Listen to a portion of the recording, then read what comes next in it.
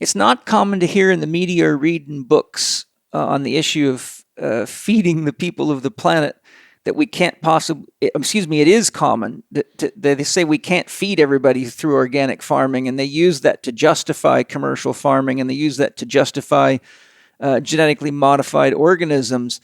Having done a lot of research in this, what's your opinion on this issue? Yeah, so you do hear that often, and it's important for the audience to remember that factory farming relies heavily on external inputs, where, for instance, the kind of farm I grew up on in Ukraine kind of like is self-sustaining for the most part. We did have some minor inputs like imported hay or grain from time to time, depending on the season, like if it's very cold. But for the most part, it's like very self-sustaining. Yeah. And a good example of how well that system works is that when the Soviet Union did collapse, there was a tremendous amount of food shortage for a while in the cities, but we never experienced any food shortage whatsoever. Another aspect of in terms of like how sustainable it is, a lot of times people, especially vegetarians, tell me like, oh, all these fires and deforestation in the Amazon are happening for cattle operations, like to set up like huge factory farms there. But in truth, actually, like a lot of that deforestation is happening to grow for the most part, genetically modified corn and soy, or And like cotton. other grains Commercial as well. products, yeah. Exactly. And what are those commercial products for used for? Decent amount, maybe 30% of them. I don't know these exact numbers off the top of my head. Are used for factory farms, and then a huge bulk of them are actually used for ethanol production. So in terms of like sustainability of the factory farm model, it's not a sustainable model. And probably still like 70% of people worldwide still kind of produce food at a local level. So factory farming is predominantly kind of like more of a Western culture of food production practice. And having talked about or having covered that subject, it's also important for the audience to remember that, for instance, when they do walk into a local grocery store, they do see like a wide variety of items. But it's important to know that all of those items, give or take, are produced by about like 10 to 15 different companies in one way or another. Yeah. And there's like deep consolidation in the food production system in the Western world in particular. Yeah. So basically how kind of modern farming or industrial farming works is it typically works through a vertically integrated system. And how that works is basically, let's say I'm Tyson Foods, and kind of like you're a poultry producer, a chicken farmer. And I come to you and I tell you, like, I have these $100 million slaughter facilities. I have the veterinarians. I have all the logistics, the transportation, the trucks. I even have the hatcheries and the patents for the genetically modified grain. And I have all the contracts with the grocery store.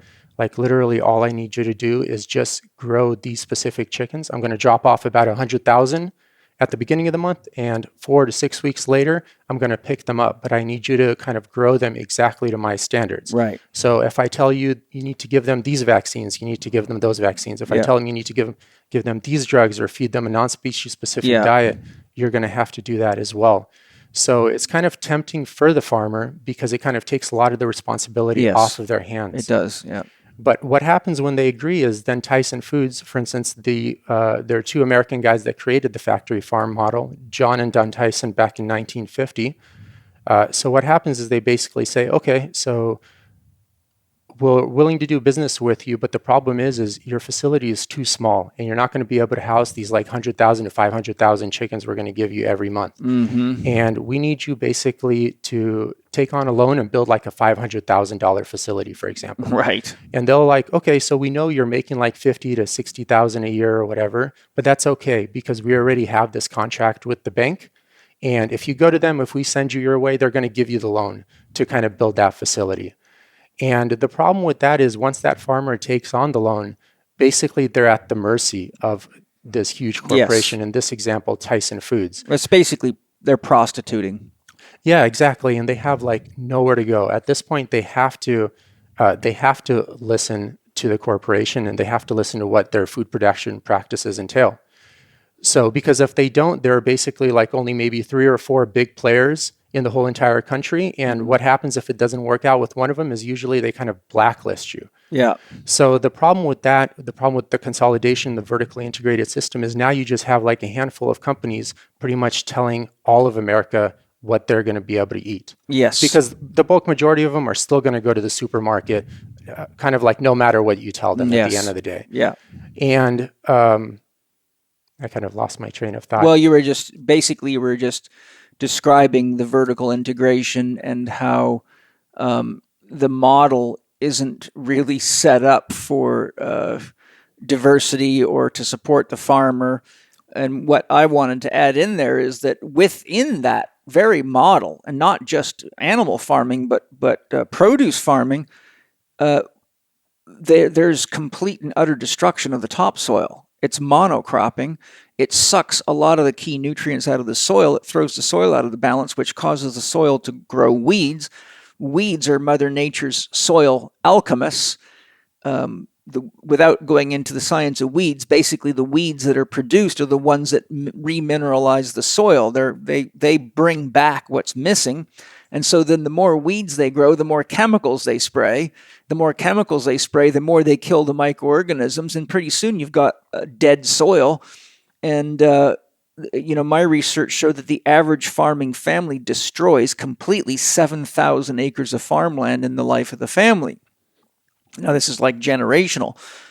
But so we have another issue, and the other issue that's involved in all this is that many research papers I've looked at have tracked poisoning the water right back to factory farms, and you can get this fertilizer, all the feces and all the urine from these farms has destroyed North Carolina's water, a lot of South Carolina, and a number of states where there's a lot of factory farms. But once that water gets down into underground streams and aquifers, it carries those toxins all over the place. And there's places where you just cannot drink the water because it'll make you really sick. And so people, I've seen many reports where people had wells, and the well might be 35 to 200 feet deep, and they had perfectly good water. They'd had it tested. And 35 miles away, they started a new factory farm, and within a certain given period of time, all of a sudden now they're getting sick drinking their own water, and they test it and it's full of farming chemicals because of the movement through the water table. So, and then that stuff gets picked up in the hydrological cycle, and everybody's swapping chemicals, whether it be industrial manufacturing, whether it be farming, it doesn't matter. We're basically in the name of science, we are completely and utterly poisoning the whole of nature. And as I shared in my interview with Dave Murphy, etymologists begin to notice that there was a radical reduction in insect traffic all over the world, and they found that we were 50 to 75% reduced from what we were 50 years ago, and said that we may be facing Armageddon because the insects are really like the sex organs of the planet. And when you have a 50 to 75% reduction in insect traffic, it means nature is collapsing. And there's loads of other stuff. And I get into some of this with Dave Murphy for those of you that want to get more into it. But, it's fascinating. And the sad part is a little book like yours, and even my book, How to Eat, Move, and Be Healthy, I think we've sold about 180,000 copies. But I couldn't get a single publisher to publish that book. They said, if what you say in this book is true, then all our other authors are wrong. And if we publish this book, we'll have a coup on our hands. Well, I said, your other authors are wrong, and I can prove it to you. And I did. And I gave them all the research to back it. Sally Fallon showed through her own literature search and investigations that prior to, I think it was 89 or 90, for the previous 20 years, not one single book had ever been published by a major publisher telling the benefits of saturated fats, because that's a big coup too, a big scam to sell all the,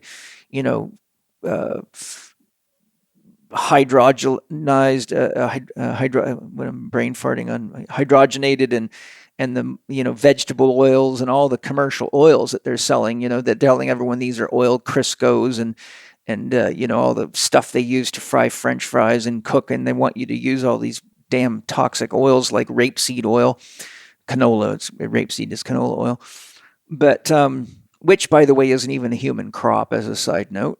So it's not regulated by the food industry. I found lots of research on that.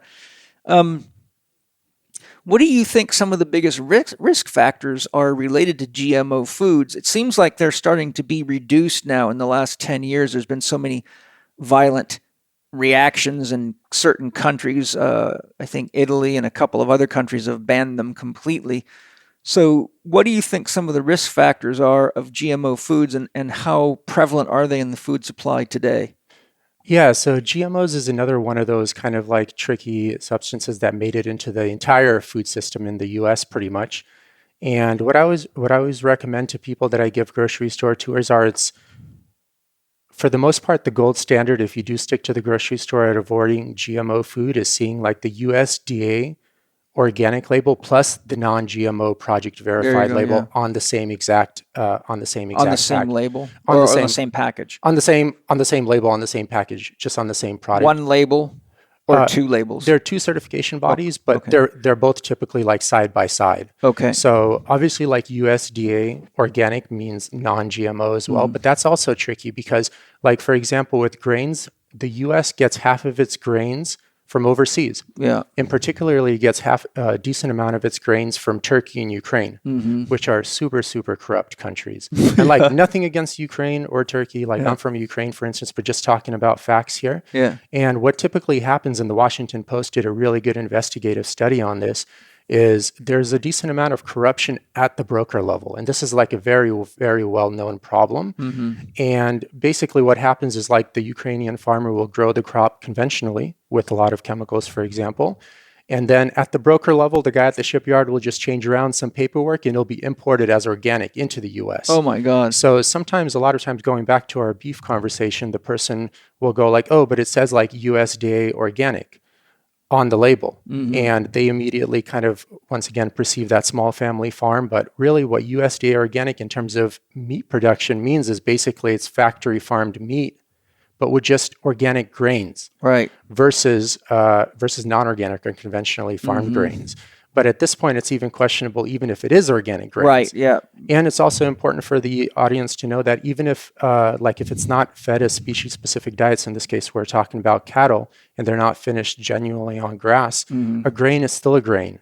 So it creates that problem with the omega-3 to omega-6 ratio.